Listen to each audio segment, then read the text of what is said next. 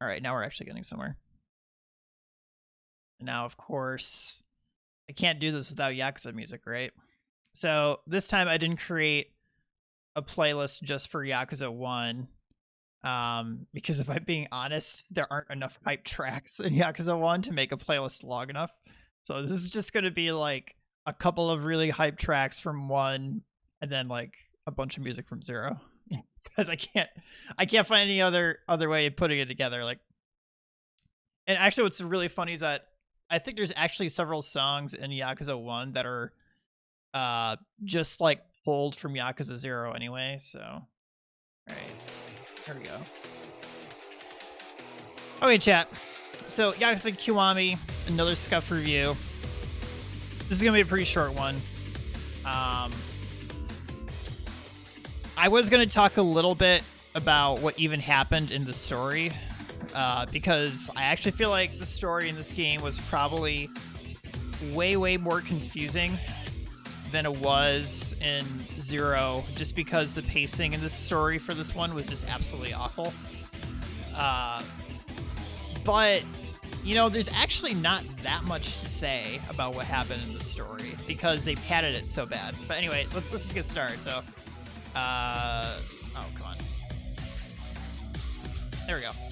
All right, so talking about the good with characters, right? We gotta talk about characters. So, Kiryu Majima, amazing as always, right? Still as great as they were in 0, except Kiryu probably was actually a little bit dumber in this, I feel, than he was in 0. I think his whole thing about at the beginning of this game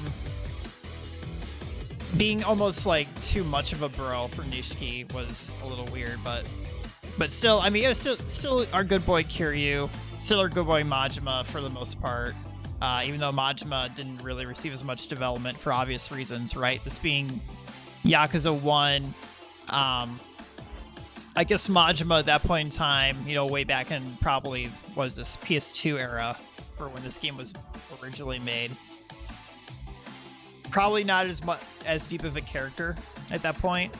And from my understanding, one thing we're actually going to talk about a little bit later here is that some of the systems they put in this game for Majima weren't actually in the original. So Majima was like even more hollow in this game's story in the original Yakuza 1 than even here, which really kind of tells you something. So, but again, that's old game, old design, whatever. So thanks to 0, some logical continuation of stuff. There's clearly some stuff that they added to Kiwami here. Because Kiwami was made after 0 as a remake of 1, of Yakuza 1, to help tie it all together, that actually helps really kind of bridge the gap, right, between 0 and Kiwami. So I thought that was... some of that stuff is actually really nice that they put in there. I was pretty into it. It was nice to see some of those little nods that they did with like some of the flashbacks and stuff like that for Kiryu, so... that stuff I thought really worked out pretty well.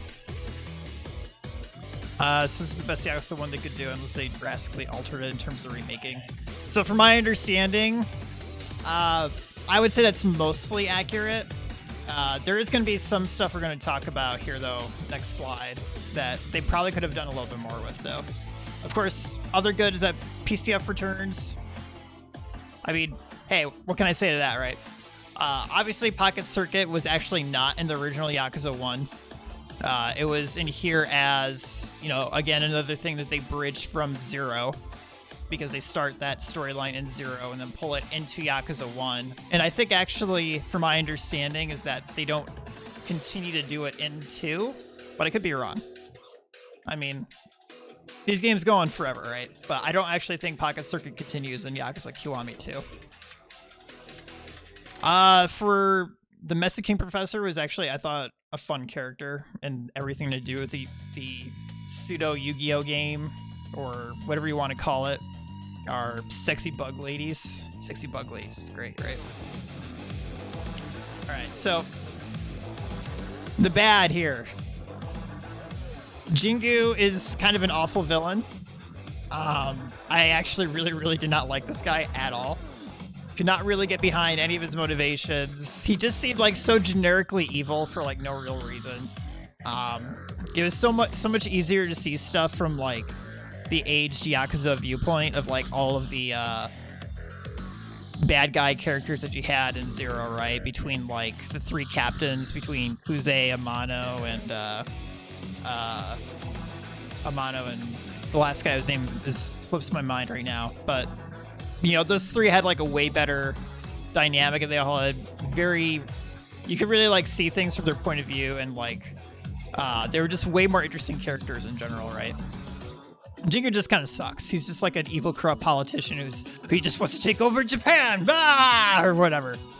And it was, I don't know. It rubbed me the wrong way a lot. It just didn't really seem to work. Yumi in general. So, Bungo, going back to what you're saying about Yakuza 1, is this the best that they could do unless they drastically altered it? With Yumi in specific, that's actually kind of an interesting thing, because it seems like they went ahead and decided, for whatever reason, not to create a more direct tie to Yumi in Zero. So Yumi is like actually mentioned in Zero like once or twice. I actually had to go look at one of the Yakuza wikis to kind of dig through some of this shit. But for whatever reason, and it seems like a lot of people think that this is true, that this is actually one of the few faults with Zero. Zero doesn't actually do enough to build Yumi as a character going into 1, right? Because Yumi is like a very central character to the plot of Yakuza 1, but even though she exists in the timeline of Zero, they don't really do anything, right? I mean, she's like, I think at the time of Zero, she'd be considered like a high schooler, which is fine, right? I mean, they can do something with that, and they just basically chose not to really involve her much beyond being like mentioned. So, you know, being mentioned as being part of the orphanage and that sort of thing. So as a result, Yumi kind of just feels like here, which is very jarring when you think about it as going from Zero into this game, right? So. It makes her kind of feel pretty blah. I guess if you look at it from the standpoint of original Yakuza 1, it doesn't matter because all the characters are, you know, quote, new. But, of course, when you create a remake that is meant to do a tie-in to Zero, like it does, it ends up feeling like they didn't do enough to make that all come together in any real way, right? Makes her seem dispensable? Yeah.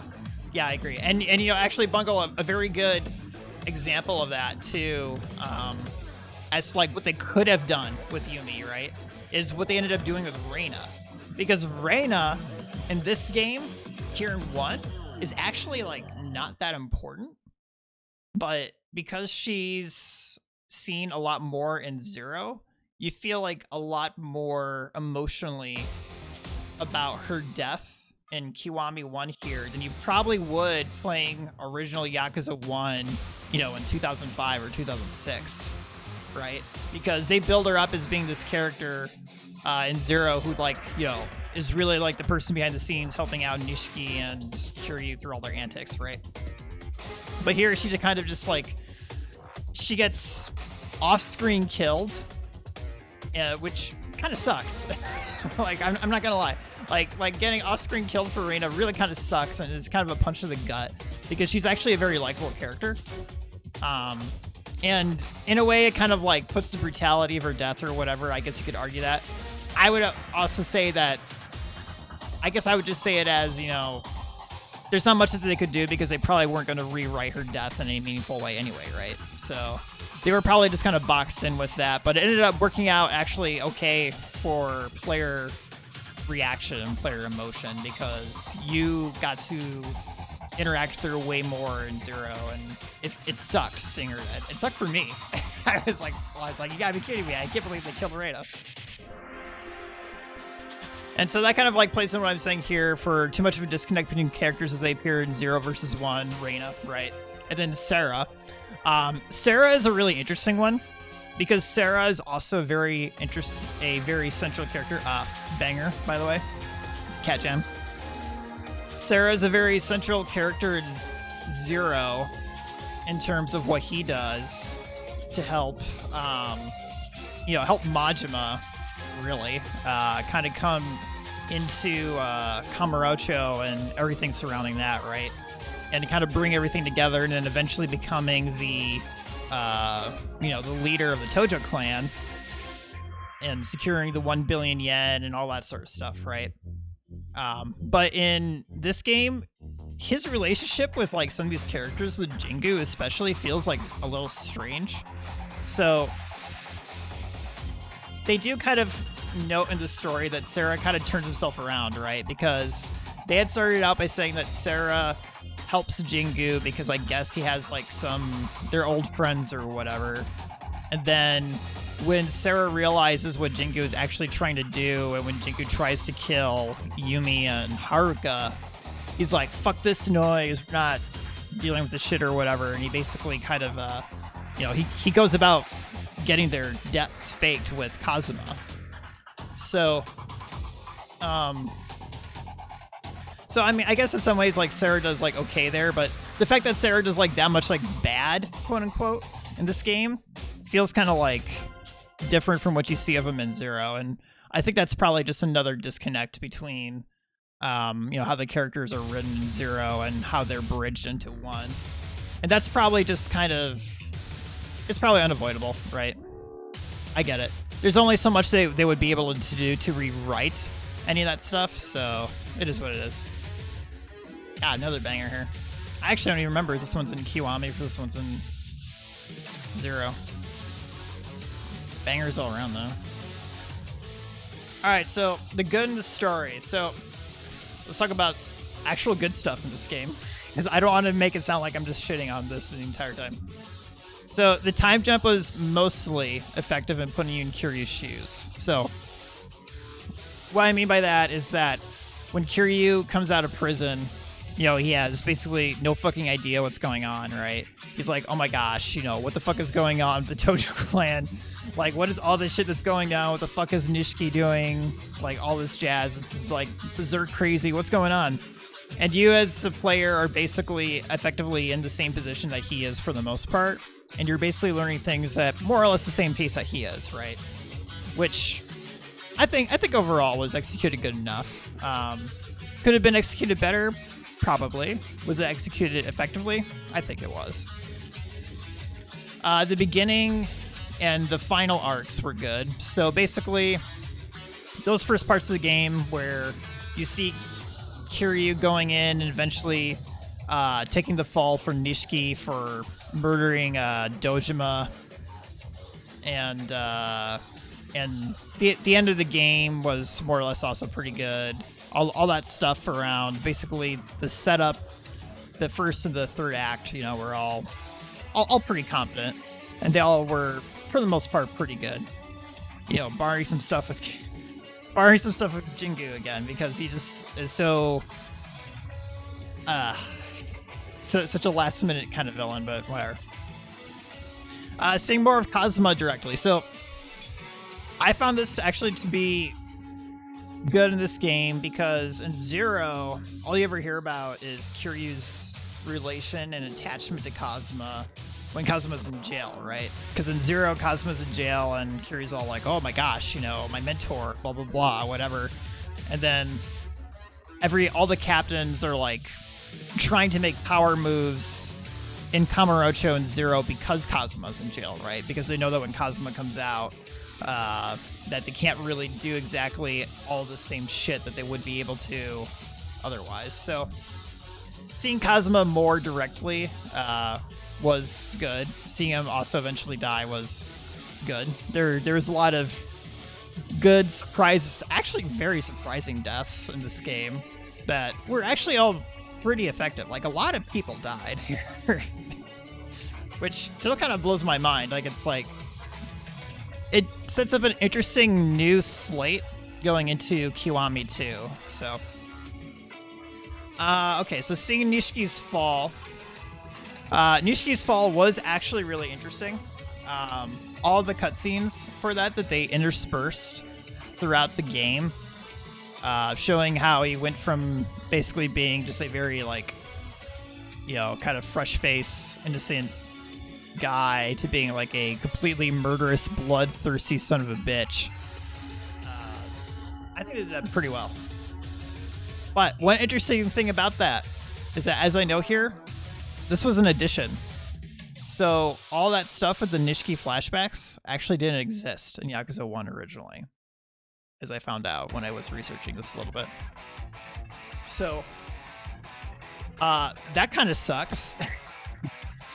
Because I would say that that part of the story and basically everything that happens with Nishiki would be way worse in this game without you seeing his progression to becoming a bad dude, right?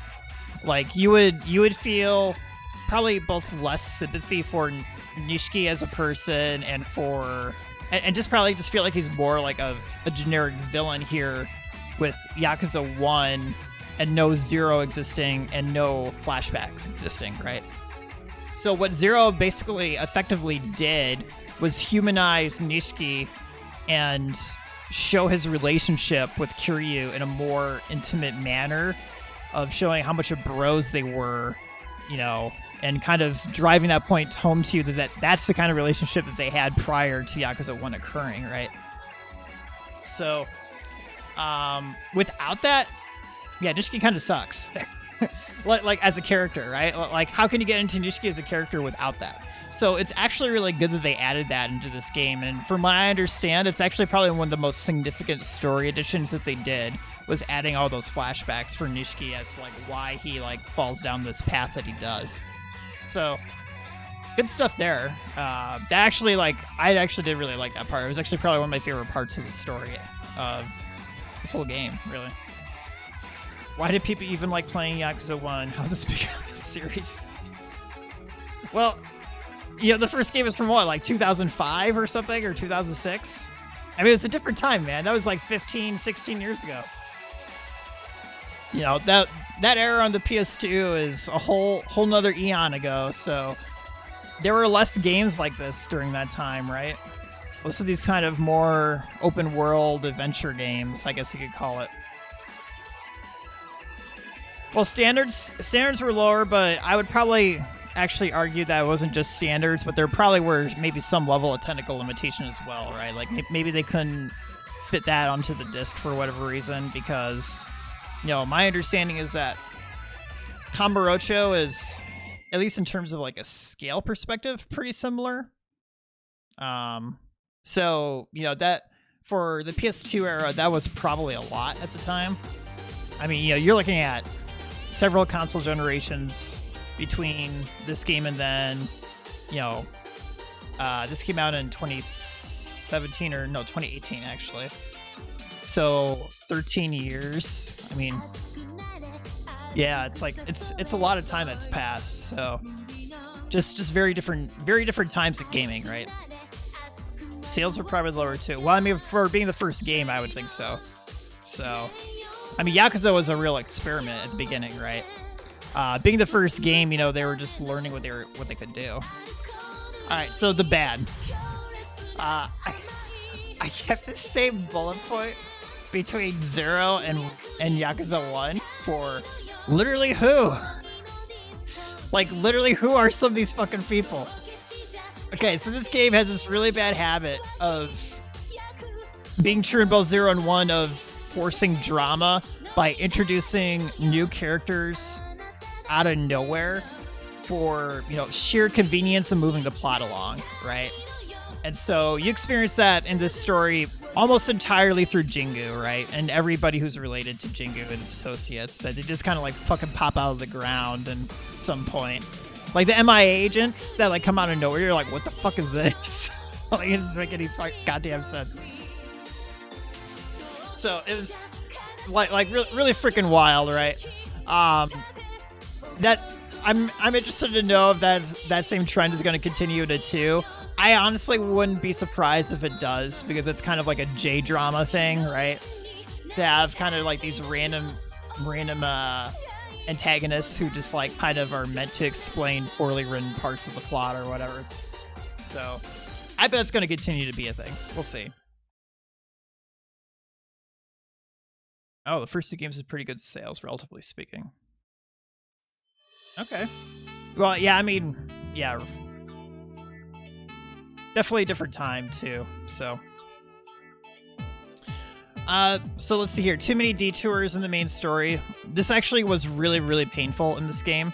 I have to like really talk about the florist a lot here with the bad, because there's so many like very pointless things in this game that are tied to this character. 500k to 1 million is actually very good for a low budget PS2 game. That is actually very good, especially a game that's like very heavily Japanese like this is for the mid 2000s. That's actually very good. Okay, so the florist, florist kind of pissed me off. Like, he causes a lot of very poor detours in the game that really draw you away from the main story. So like the whole thing about, you know, his son getting into trouble with like another Yakuza boss's daughter or something, like fawning over her, and then, you know, that's considered part of the main story. Like, you have to go and then like help his son you know, not get killed by the Yakuza, I guess, because he wants to like bang one of their daughters or something. And that's pretty much it. Like, there really wasn't anything else to that subplot, really. I mean, like, it didn't really tie into anything. Like, I guess you got like some item for some convenience that's like meant to like minorly tie it together, but it didn't need to exist is the point, right? So like a lot of these little things that kind of like drag stuff out. I think there was one more thing with them too. Most of the fight, like the fight that you do for him doesn't really matter, right? Like, you go into, when you visit the floors for the first time and you go into the ring and you do those fights, that's like okay, but it also like kind of plays into how many things that revolve around this character that actually don't really make a difference. So like, yeah, it's, I don't know. It like, he does a great job at removing the player from the story, I guess. I'll put it that way. Which, in my opinion, is bad. So, all right. So because of the above, really drags in the middle. Yes, I think this game really did drag a lot in the middle. So the second act in this game, because of all this random crap with you doing things that don't really matter and having to do them, they're not side quests, they're unskippable. That sucked. I did not like that about this game. Too many distractions, just things that shouldn't have to worry about, made that kind of a slog for me, at least. I've already bitched enough about the florist, so I won't dive too much deeper on that beyond saying that he only exists to move the plot along, which is true. So, Jingu was introduced far too late, which is also true. Far, far too late for Jingu to be introduced in the story. I don't think you even see him once until maybe chapter 10. And there's 13 chapters in the game. So, yeah, that would mean that you are basically, you know, what is that at that point? Over 75% through the game. Over 75% of the game, and then you like see him for the first time. I think you hear about him like once prior to that. But it's, I don't know, it's so Deus Ex Machina and like such a like unreasonable way of like trying to explain the story away. Whatever, he doesn't matter, he sucks, right? How long or how short the game is? Yeah. So like the game is what, 13? What is it? 13 chapters long, right? So being 13 chapters, it's pretty short compared to Zero. I think Zero was like 16. It's Zero had substantially more cutscenes too. That was the other thing. So like, there's a lot more cutscenes in Zero, a lot more things that tie that game together that this game just doesn't have. So, all right, let's see. What do we got next? So, less minigames? Question mark? No way, chat. Fewer minigames? How can we live? All right, so let's be fair, right? Most of this is due to the fact that, again, it's a remake of the first game, right? But when you take it all in a perspective of just how few minigames that there are, you know, karaoke was an addition, for sure, because karaoke actually does not even appear in Yakuza until Yakuza 3. So the fact that we only saw remixes from the karaoke center in this game is an indication that, well, they just didn't have, any original music for it, right? And that's not something to hold against the game. That's just kind of stating a fact, right? So karaoke was added, because I guess it's probably a popular staple in all the games, right? I mean, like, almost every single Yakuza game has some version of Bakami Tai, right? And they made sure that was true here, too. So only remixes. Pocket Circuit Racing was here, which is great. But again, that's a carryover from 0, not an original part of Yakuza 1. Mesa King, as I label it as Ecchi Yu-Gi-Oh!, which I figure is actually a really fair description, is actually great. I will admit that the minigame itself is not really much in terms of actual gameplay, because the rock, paper, scissors part of Mesa King requires even less thought than the catfight stuff from Yakuza 0. Because in Yakuza 0, the catfight stuff was like true RNG. Like, you really had no idea beyond some like fairly subtle hints as to, like, whether or not the next move would be rock, paper, or scissors, right? But in Mesa King, it's pretty easily telegraphed for the most part. Like, a fair, like, 75 to 80% of the time, if the enemy symbol is flashing on their move meter or whatever for rock, paper, or scissors, they're probably going to select that. And even more likely that they're going to always try to choose their signature move a lot of the time. It's very, very likely that would happen. So, yeah, I mean, Mesa King was actually fun as like a card game collectible, just kind of like all-around weirdness kind of thing, which I did like it for that reason. And I actually do believe that Mesa King was original from Yakuza 1, as far as I know. Might have to double check that, though. But in terms of it being, like, at least most likely the only real original minigame from Yakuza 1 in this game that's, like, notable, it was good. And then, of course, you have the rest, right? Bowling, baseball, shogi, mahjong, which are all we actually didn't even touch in this playthrough, for the sole reason that we already knew that bowling and baseball, at the very least, were going to be identical between 0 and 1, right? So there was really no reason to go back and do them again. All it would really end up being different, it would be maybe a different NPC or a different side quest or something tied to it. And at that point, I don't really care, right? It doesn't really matter. It doesn't really add anything here that we would get out of 1 that we would not have had out of 0. So, and then shogi and mahjong are huge-ass time sinks that we're absolutely never going to spend our time on.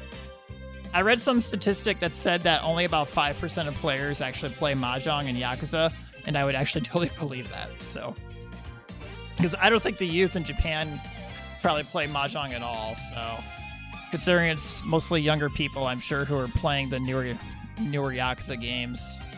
And by younger, I mean probably between like 20 and 40, not like 40 and 60. I feel like you'd have to be interested in mahjong. All right, so we gotta talk about combat, because combat in these games is iffy, right? So combat still mostly sucks. Wow, who would have thought that using the exact same engine between 0 and 1 that combat would be awful? So mostly the same heat moves, but the Kiwami actions, I will give this game credit for. The Kiwami actions are pretty freaking amazing. They're banger AF. Holy shit. That stuff is actually amazingly cool. Like, that was a really cool new addition to this game. So, good job with the Kiwami actions. So, fighting is still repetitive, but new skill tree is better than 0. Definitely found that to be true, for sure. The skill tree, the sphere grid in 0 was pretty... It wasn't very good, because there were so many moves in the skill tree in 0 that felt completely useless. Like, you would not want to go and actually try to remember how to execute some of that stuff in battle, right? Because it would usually be something really stupid, like, oh, while guarding, you have to hit this button, but only when your heat meter is at, like, level 1 or 2 or some shit like that, right? And here, it's really not that different for some of the stuff. But there are a lot more passives in this one that are more useful, and there are actually a lot more useful actives, right? Like, some more heat actions would initiate just for enemies possessing ranged weapons or enemies possessing short melee weapons and stuff like that. So all of that combined with like the huge amount of health boosts, huge amount of damage boosts, other passive stuff, Sphere Grid was better in this game than Zero. That was for sure fact. The enemies are dead, splitting heads in the pavement. I know, man. Cracking skulls is what we do. New skills continue to be 2 of 2, so we did just talk about that. Alright, so this is actually something interesting about Majima Everywhere. So the whole system in this game in Kiwami 1 with the Majima Everywhere system, where Majima basically just chases you around town, trying to get in random fights with you. One thing interesting about that is actually brand new. So that is actually not in Yakuza 1, but is, I think, meant to be like a vector by which you develop more scenes of Majima in this game. But of course, the problem is that you have to fight Majima in some capacity so many times, it becomes tedious, right? Like, we were pretty minimal in our playthrough of the number of times that we fought Majima. Like, it probably was like, I'm going to guess like 8 or 9 times we fought him. And, you know, we only ever made it to, I think, D rank in Majima Everywhere. So, I mean, just imagine how much fighting you would have to do. And if you were actually, like, trying to get, like, S rank in Majima Everywhere, you would have to fight him, like, probably a couple dozen times, right? Yeah, I mean, it's insanely time-consuming. And, like, the antics were fun, but I don't want to sit there and deal with, like, multiple-minute fights every time with Majima. So, loses lesser in fighting him so much. I totally agree, Bungle. It totally does. It was fun the first 2 times. It very quickly did not become fun, especially if I wanted to do something else. You know, like I was in the middle trying to do another side quest, and then he ambushes me somewhere. I did not personally enjoy that. Felt that very obnoxious. Which leads into what we got to talk about with boss fights, because, oh god, just mercy upon me right now.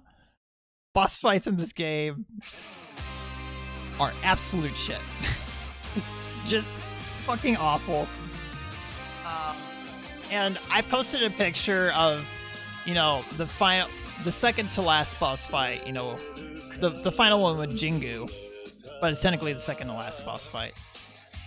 Which, you know, that fight in particular is really, really bad, but all of them are really pretty terrible. Like, most of the boss fights took forever to do, and, like, you were basically wholly reliant on just attrition at the end of the day, right? They were all fights of attrition. Like, you would constantly be downing health drinks to get through it.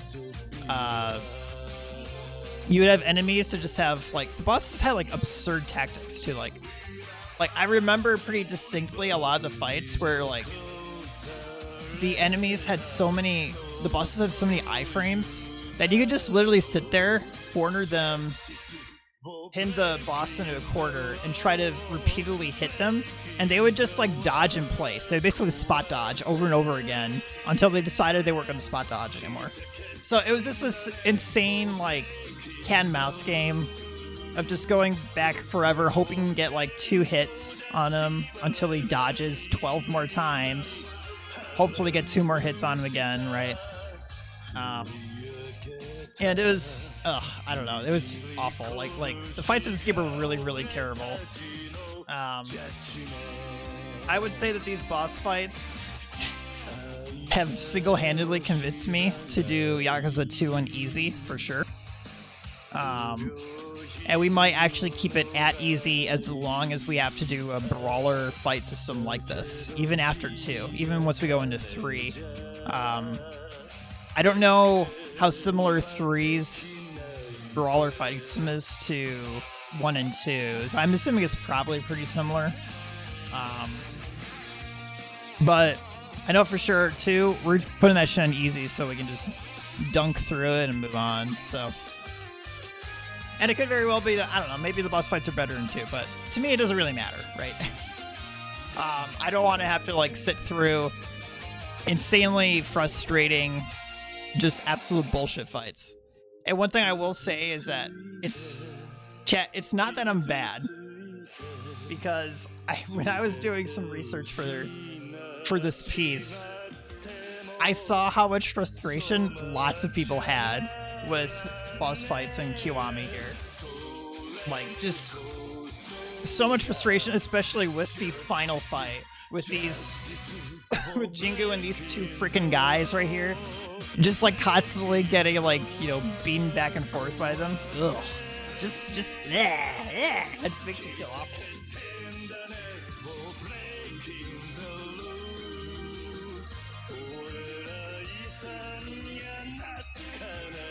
No doubt it wasn't balanced well at all. Yeah, I don't think I mean, we played it on normal, right?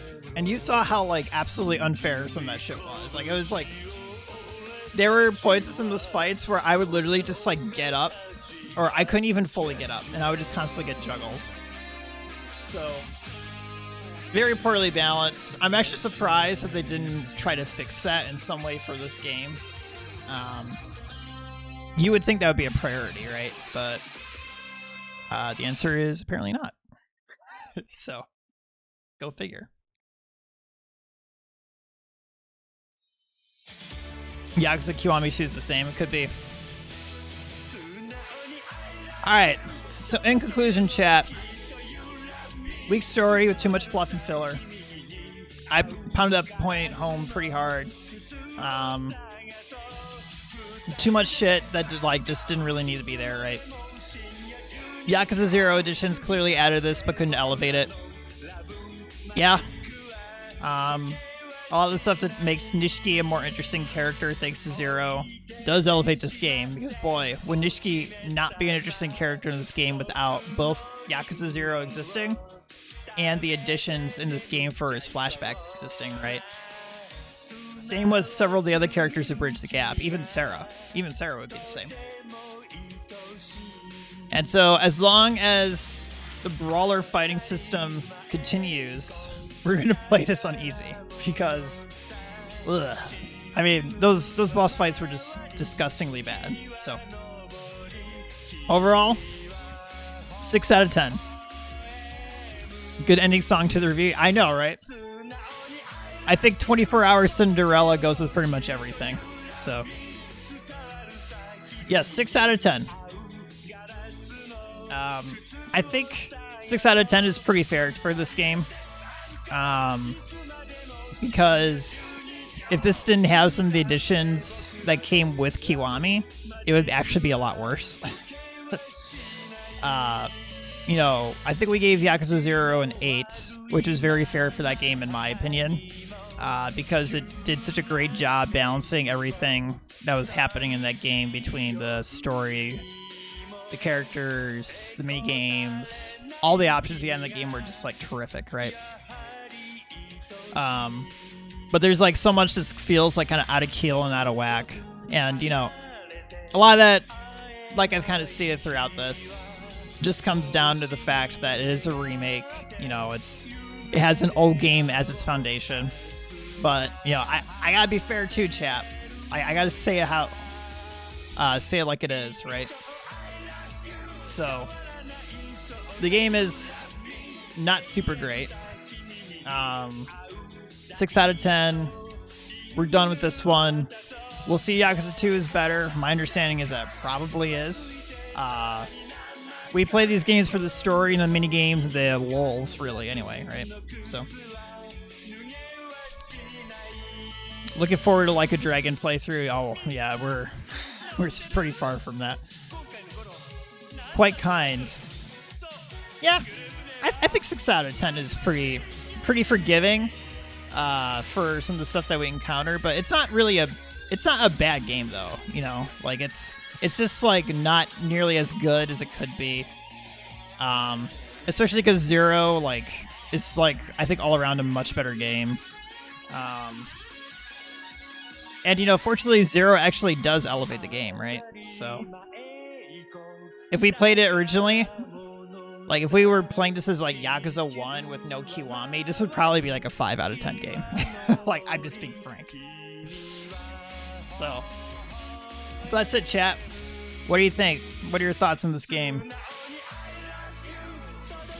Think you mostly agree with this consensus here, with what I've come down to?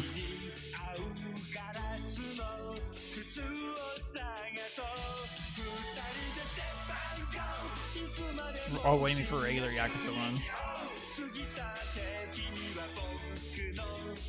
Seems fair, maybe more than fair.